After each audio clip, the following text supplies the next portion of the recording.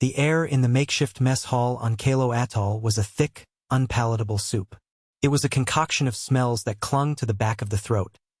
The acrid tang of burnt coffee, the sweet rot of jungle humidity, the heavy, metallic scent of diesel fumes from the generators that fought a losing battle against the encroaching darkness, and beneath it all, the pervasive odor of damp canvas and stale sweat. Fluorescent lights, caged in wire mesh, hummed a constant, monotonous drone, casting a sterile, sickly green-white pallor over the faces of the Marines crammed inside.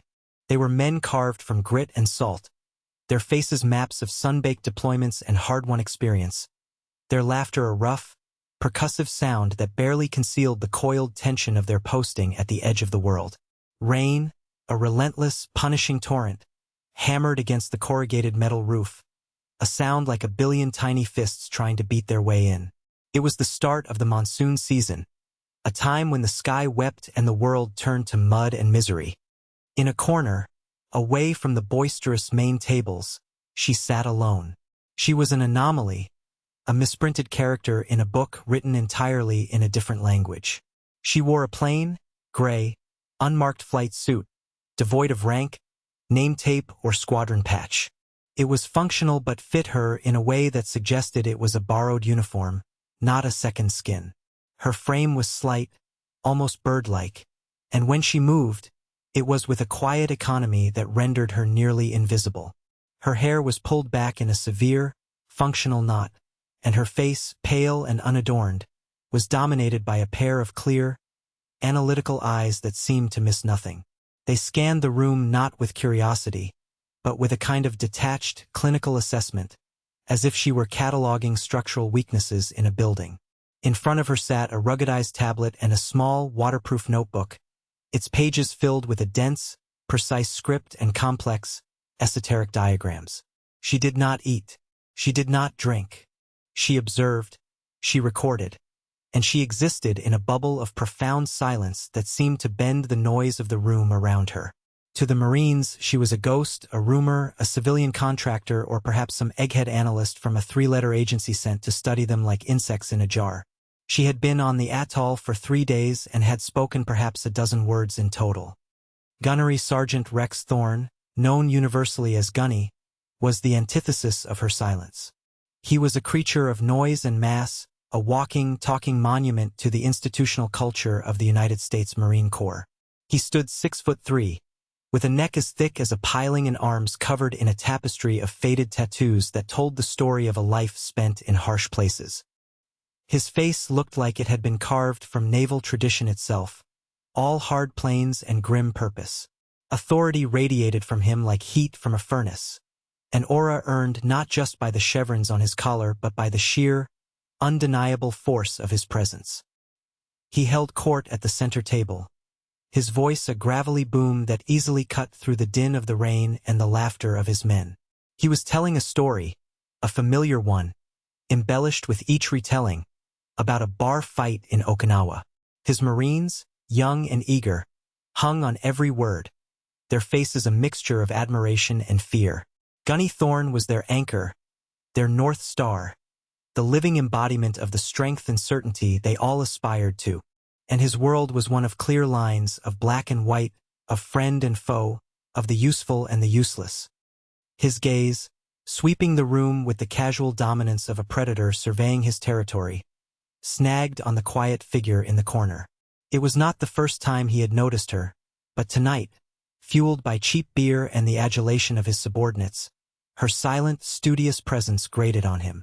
It was a discordant note in the symphony of his world. She was an unknown variable, a piece that did not fit. In his experience, things that did not fit were liabilities. They were deadweight. His eyes narrowed. He saw not a person, but a symbol of everything he disdained. The intellectual, the observer, the non-combatant who came to their world to judge and analyze without ever understanding the blood and sacrifice it was built upon. He saw weakness. He pushed his chair back, the metal legs screaming in protest against the concrete floor. A sudden hush fell over his table as his Marines sensed the shift in his mood. The storm of his personality was about to break. He lumbered over to her corner, his boots thudding with deliberate, heavy emphasis. He stopped before her table, planting his large hands on its surface, leaning forward to crowd her space. The small table was the only thing separating them, a flimsy barrier against a tide of unearned confidence and institutional arrogance. He loomed over her, casting her in his considerable shadow. "You know," he began, his voice a low, condescending rumble meant for the entire room to hear. "Some of us are out here pulling security, maintaining gear, getting ready to fight. And then there's you, tucked away in a corner with your little diary. You some kind of bird watcher? Taking notes on the local fauna?" The men at his table snickered. It was the opening salvo, the public challenge. The woman did not look up immediately. She finished the sentence she was writing in her notebook, the tip of her pen moving with a steady, unhurried grace. She placed the cap back on the pen with a faint, deliberate click. Only then did she lift her eyes to meet his. They were calm, unervingly so. There was no fear in them, no anger, not even a flicker of irritation. It was the look of a geologist examining a common rock. "I'm cataloging atmospheric pressure gradients and their effects on localized EM interference," she said, her voice quiet but clear, stripped of any emotion. It was a simple statement of fact. The technical jargon only inflamed his contempt. It was exactly the kind of detached, intellectual nonsense he expected. He smirked, a cruel, ugly twist of his lips. "Is that what they're calling it these days? Wasting taxpayer money? We got a name for people like you out here. We call it Deadweight. You're a liability. You take up space, you eat rations, and if things go sideways, you're just one more civilian we have to risk our necks to protect." He leaned in closer, his voice dropping to a theatrical, menacing whisper. "You're Deadweight." The accusation hung in the humid air, thick and ugly. It was a public branding, a formal declaration of her uselessness in this world of men who measured worth in calluses and trigger time. The room was now silent, save for the drumming of the rain. Every eye was on the woman in the corner, on the quiet professional who had just been publicly humiliated. They expected a reaction. Tears, perhaps, a stammered defense, an angry retort that would be swiftly crushed. They expected her to break. She did not. Her expression remained unchanged. Her gaze did not waver from his. She held his stare for a long, silent moment, a moment that stretched into an uncomfortable eternity. It was not a defiant glare. It was something far more disconcerting. It was an act of non-recognition, as if his outburst was a minor, predictable variable she had already factored into her calculations and dismissed as irrelevant. She was a lioness allowing a jackal to dance at the edge of its kill radius, fully aware that it posed no genuine threat. This utter lack of a typical human response was more infuriating to Gunny Thorne than any insult she could have hurled back. He was used to reactions. He thrived on them. Fear, anger, submission, they were the currencies of his power. Her calm was a vacuum, and his ego abhorred it. "You got nothing to say?" he snarled, his frustration mounting. He felt his control slipping, his performance for his men falling flat. He needed to reassert his dominance. He jabbed a thick finger at her tablet. "What's in there, huh? Reports on our morale? Psychological profiles? You think you can understand us by looking at a screen?" "The data is classified," she stated, her voice still a monotone. He laughed, a harsh, barking sound. "Classified? Everything's classified to you people. You hide behind secrecy because you can't hack it in the real world." He straightened up, puffing out his chest, playing to his audience once more. "This is the real world, lady. Out here, you're either an asset or a liability. And I'm telling you, to your face, you are a liability. You don't belong here." He punctuated his statement by sweeping his arm across her small table. The tablet and notebook clattered to the floor. It was a petty act of physical aggression, a child's tantrum disguised as a warrior's contempt. He expected her to flinch, to cry out, to finally show some spark of the emotion he was trying to ignite. Instead, she simply watched the items fall. Her eyes tracked their trajectory with an unnerving placidity. Then, with the same unhurried, economical grace she had shown before, she bent down, retrieved her tablet, and placed it back on the table. She picked up the notebook, brushed a speck of dirt from its cover, and set it next to the tablet. She did not look at him. She did not acknowledge his act of aggression in any way. She had simply corrected a minor disturbance in her environment. She had straightened a crooked picture frame. She had wiped a smudge from a window. His grand gesture of dominance had been reduced to an insignificant, trivial event. The utter nullification of his rage was a public castration. The snickering from his men had died, replaced by a confused, uncomfortable silence. They had seen Gunny Thorn break men twice his size with words and intimidation alone. But this small, quiet woman, she seemed immune. She operated on a different frequency, one he couldn't jam. His face flushed a deep, mottled red. He was losing. He opened his mouth to escalate further, to say something unforgivable, to perhaps grab her and physically remove her from the mess hall. It was at that precise moment that the world ended. It began with a sound, not the familiar drumming of the rain, but a low, guttural roar that seemed to come from the very bowels of the earth. The fluorescent lights flickered once, twice, and then died, plunging the mess hall into absolute blackness. A collective gasp went through the room. Simultaneously, the generators outside coughed, sputtered, and fell silent. The only sound left was the wind, which had transformed from a monsoon downpour into a living, screaming entity. The entire structure of the mess hall groaned, a deep, tortured sound of metal and with straining against a force it was never designed to withstand. A split second later, the emergency lights kicked on. They were crimson, casting the room in a hellish, pulsating glow. The faces of the Marines were masks of alarm, their eyes wide in the red gloom. A klaxon began to blare, a frantic, ear-splitting shriek that signaled a base-wide emergency. This was not the storm they had been briefed on. This was something else, something monstrous. Panic, the insidious enemy of all soldiers, began to snake its way through the room. A young lance corporal near the door, his face ashen, yelled, "What was that? What's going on?"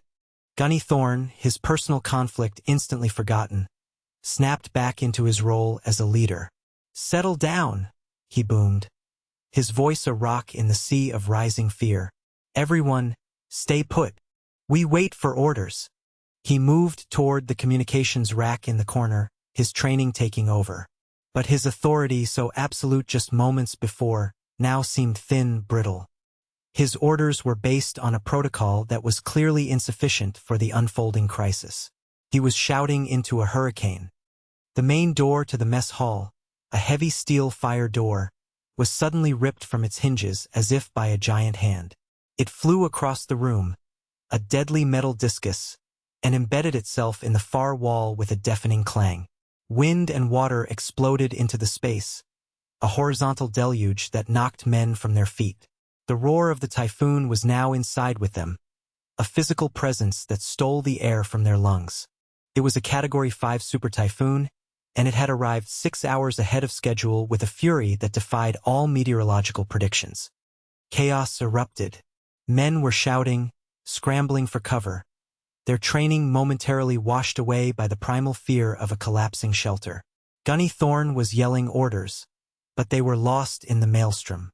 He was trying to organize a detail to secure the opening, but it was like trying to patch a dam with a handkerchief.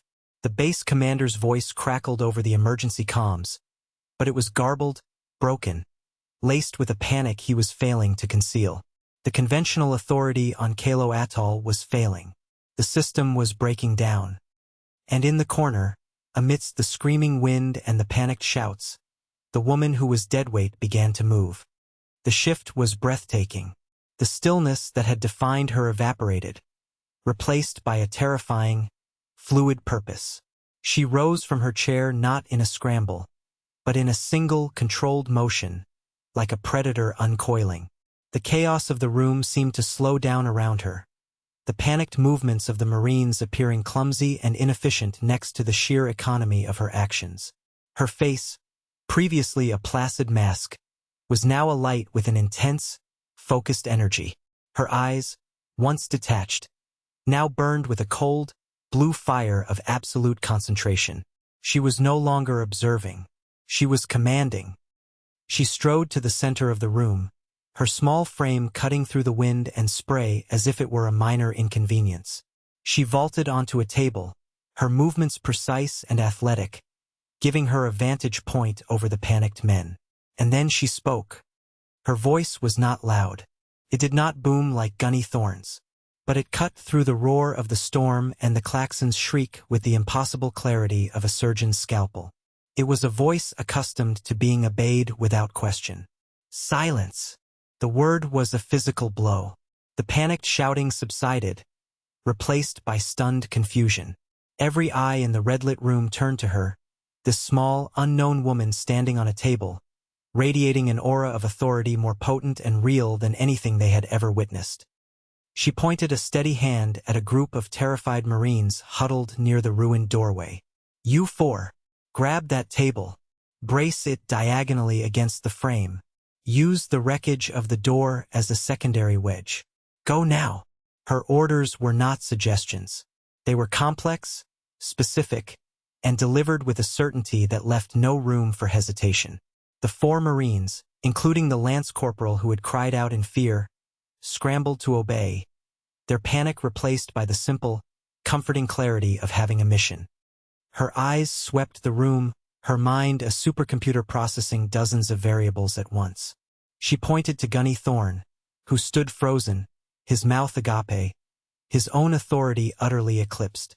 "Gunnery Sergeant, your sidearm. Give it to me." For a moment Thorne just stared. The request was so outrageous, so contrary to every regulation he had ever known, that he couldn't process it. "What? Your sidearm?" she repeated, her voice dropping a register, becoming harder, colder. "There are 3 primary electrical conduits running through that wall behind the comms unit. The water is 6 inches from reaching them. When it does, this entire structure becomes a kill box. I need to sever the connections at the external junction box before that happens.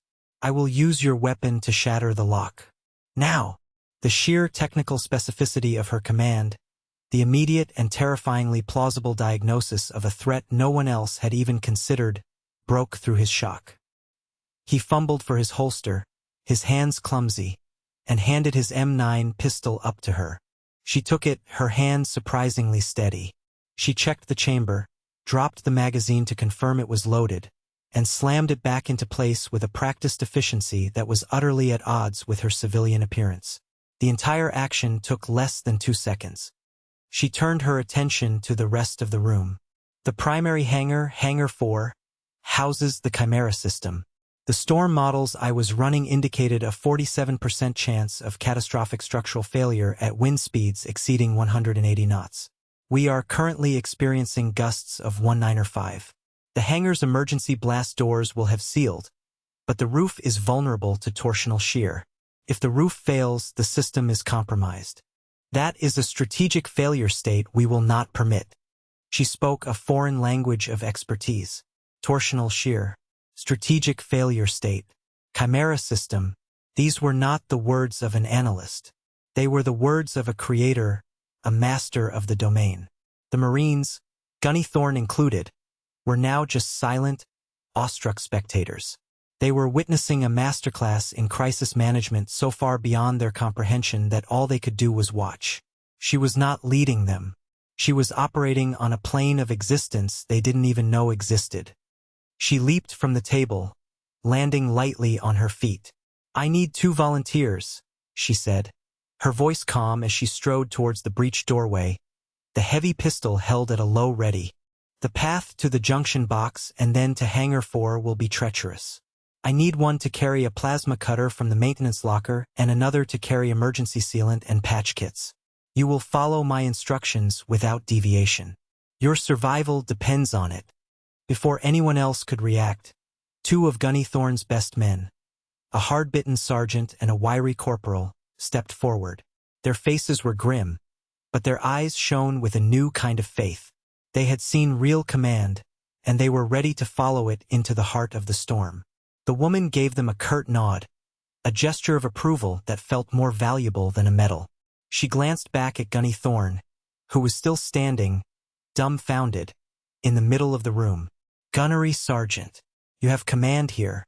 See to the wounded. Secure this structure. Wait for my signal."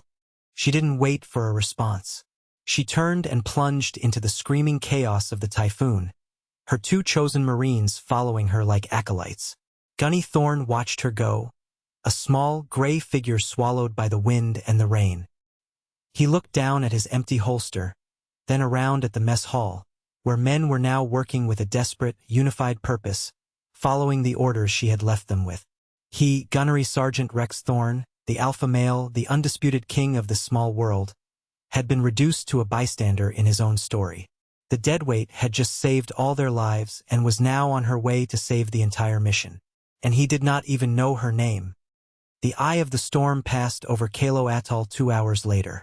The sudden, eerie silence was more jarring than the preceding violence. A bruised, sickly yellow light filtered through the mangled clouds. It was in this brief respite that the V-22 Osprey arrived. It did not land at the main runway, which was a debris-strewn disaster zone. Instead, it descended with terrifying precision into the small, cleared space in front of the command center, its rotors churning the standing water into a fine mist. The ramp lowered, and a figure emerged who commanded instant reverence. He was a man in his late 60s, lean and wiry, his face a craggy landscape of command decisions. He wore the salt-stained uniform of a fleet admiral, for silver stars gleaming on his collar. This was Fleet Admiral Marcus Thorne, commander of the entire Pacific Fleet. His arrival on this forsaken rock in the middle of a super typhoon was the equivalent of a deity descending from the heavens. The base commander, a flustered Navy captain whose face was pale with shock, rushed out to meet him, babbling apologies and excuses. Admiral Thorne waved him into silence with an impatient gesture.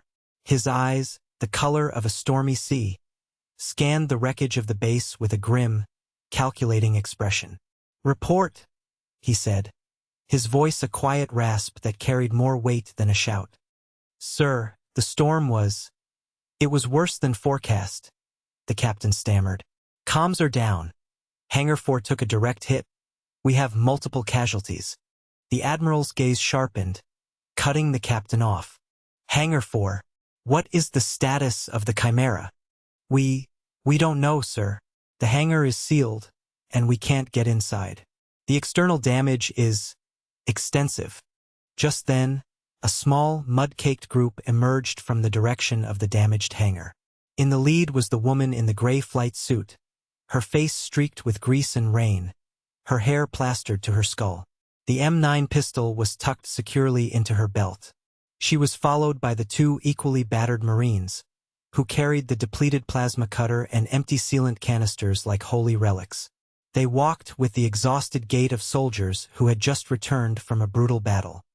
Admiral Thorne's eyes locked onto the woman. His entire demeanor changed. The grim mask of command vanished, replaced by an expression of profound, almost paternal relief. The base captain, seeing the Admiral's attention shift, seized the opportunity to complain. "Admiral, this civilian.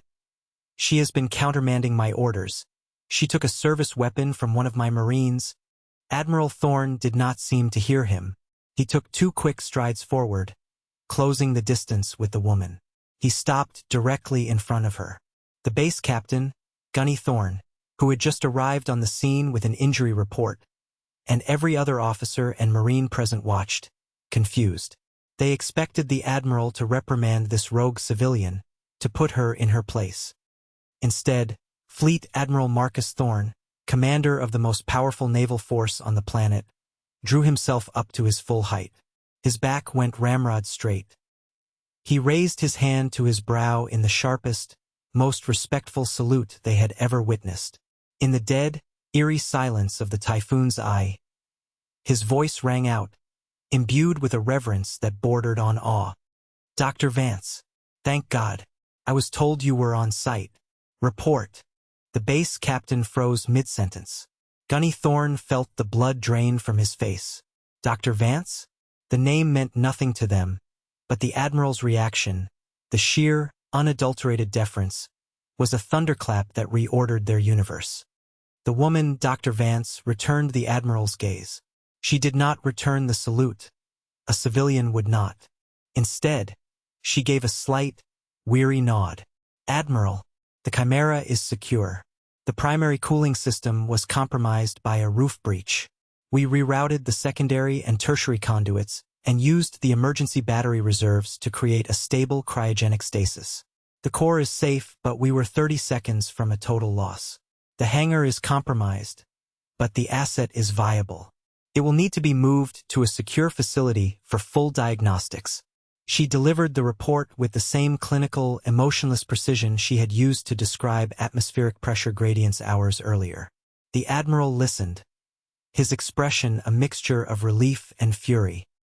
He turned his head slowly, his gaze falling upon the speechless base captain. His voice was now dangerously soft. You were 30 seconds from losing a $200 billion strategic asset, Captain. 30 seconds from setting back United States naval dominance by 2 decades.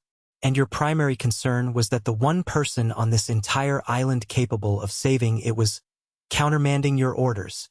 The Admiral turned his gaze to Gunny Thorne, his eyes lingering for a moment on the gunnery sergeant's empty holster, then moving to the pistol tucked into Dr. Vance's belt. The connection was made. A look of cold, murderous rage passed over the Admiral's face. He looked back at Dr. Vance. Did anyone, he asked, his voice now laced with ice, interfere with your work, Doctor? The moment hung suspended in time. Gunny Thorne felt a cold sweat break out on his neck. His career, his life was in this woman's hands. She could destroy him with a single word. He had publicly humiliated her, called her useless, assaulted her.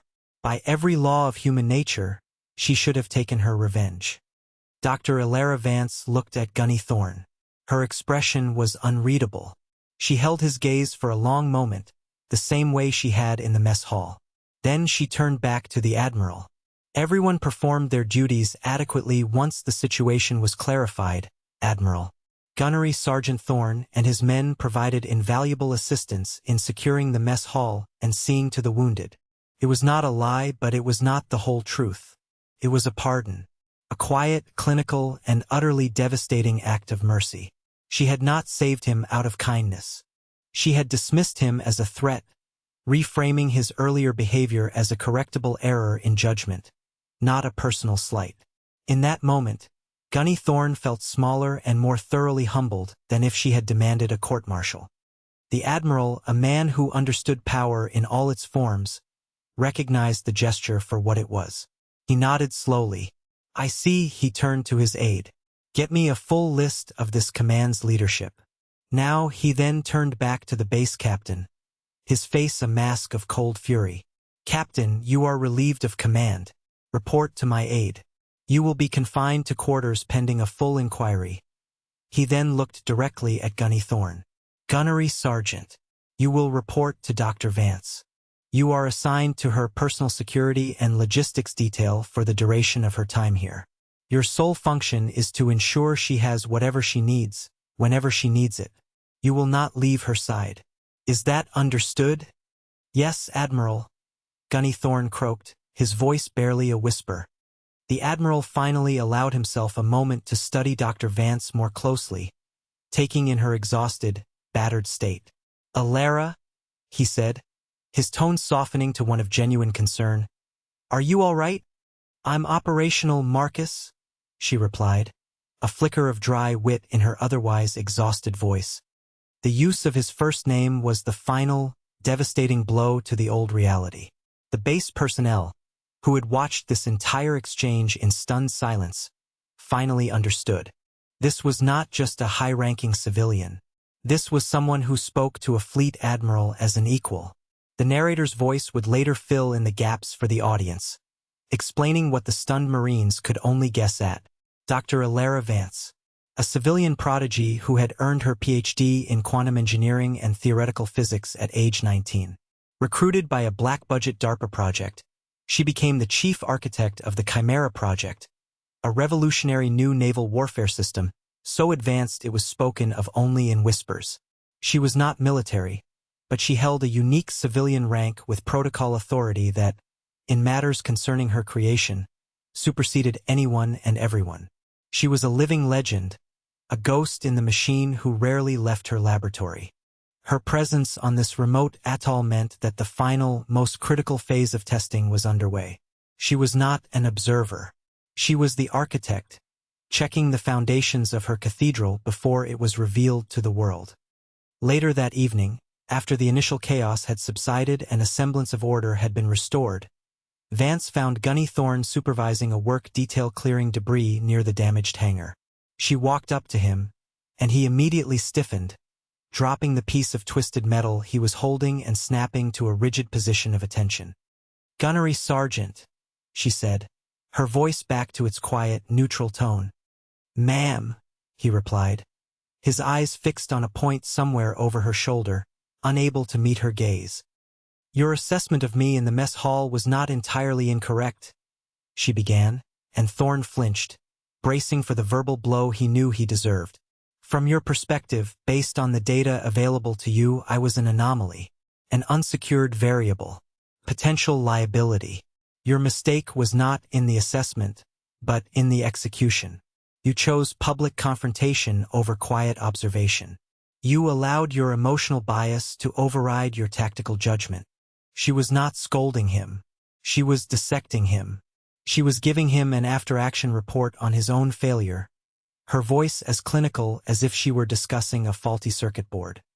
"In a combat situation," she continued, "a misjudgment of an asset can get your people killed. You assumed what I was, and you were wrong. Your arrogance created a blind spot, a fatal one had circumstances been different. You did not fail because you were a bad Marine gunnery sergeant. You failed because you were an undisciplined thinker." She paused, letting the words sink in. He finally lowered his head, the shame too heavy to bear. "I apologize, ma'am." "There's no excuse." "No, there is not," she agreed without malice. "But there is an opportunity for education. The Admiral has assigned you to me. This is not a punishment. It is a learning exercise. For the next several weeks, you will see how strategic assets are managed. You will learn that the most critical components of a system are not always the ones that make the most noise. You will learn to see the difference between strength and posturing. Your re-education begins now. My gear needs to be cataloged and prepped for transport. Get a team. I've sent the list to your datapad." She turned and walked away, leaving him standing in the ruins of his former certainty. It was the most profound and complete humbling he had ever experienced. She had not sought revenge. She had not had him punished in the conventional sense. She had diagnosed his ignorance as a curable condition and had taken it upon herself to be the physician. The Deadweight had become his teacher. The story of what happened on Kalo Atoll during Super Typhoon Agnes passed into the quiet lore of the Pacific Fleet. Like all such stories, it grew and changed with each telling. In some versions, Dr. Vance calmed the storm itself. In others, she fought off sharks with a plasma cutter to save a downed pilot. The legend became larger than the woman, a modern military fable used to teach a timeless lesson.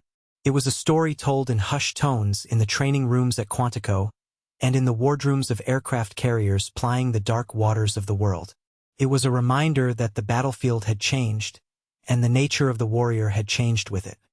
Years later, a group of young, cocky Marine lieutenants sat in a classroom at the Advanced Infantry Officer course.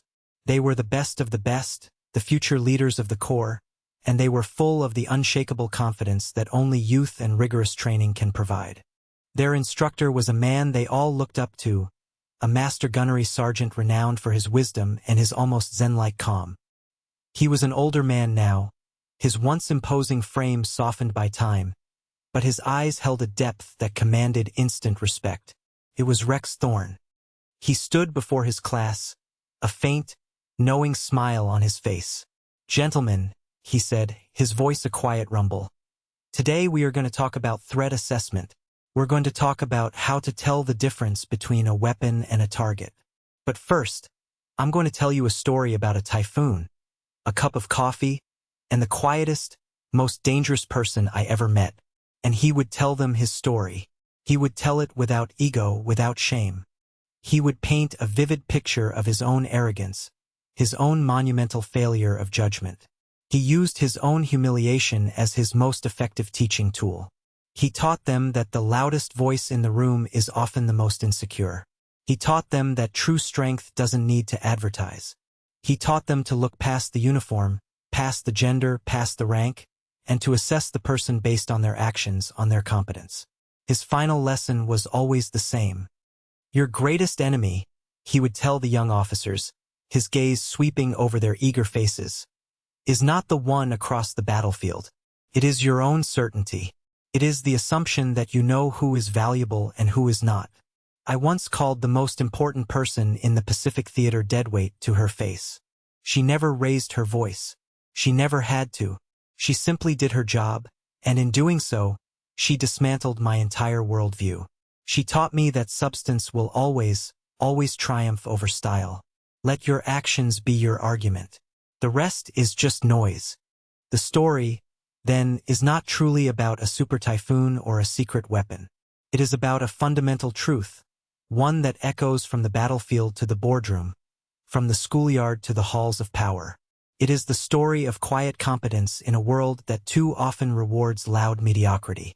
It is a testament to the fact that true authority is not taken, but earned. It is radiated through skill, discipline, and an unwavering focus on the mission.